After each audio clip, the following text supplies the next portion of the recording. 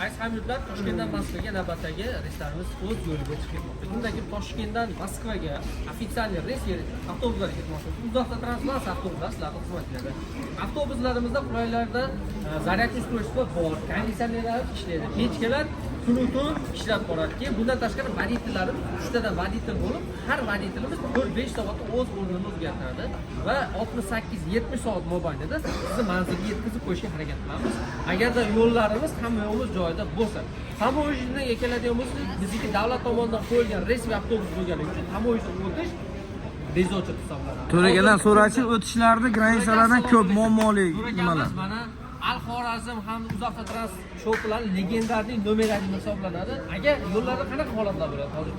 O'tish Rossiyaga ko'pchilik so'rayapti. 2026 borib keldi. Yaxshi qanchada bordi aka? 2 sutkada bor. Ko'rakamiz yoshiga nisbatan o'ta tez hisoblanadi. 2 sutkada manzilga yetkazib boradi. Yo'llar zo'r bo'lsa, qiynalchiliklar to'g'ri.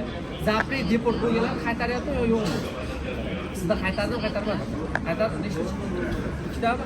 Aizlar kim qism familiyasini o'zgartirib ketib, tavakkal ketayotgan bo'lsa, biz ularga kafolat bermaymiz. Biz faqatgina avtobusimizga kafolat beramiz. Avtobusimiz agarda texnik nosoz bo'ladigan bo'lsa, ikkinchi texnikani jo'natishga harakat qilamiz.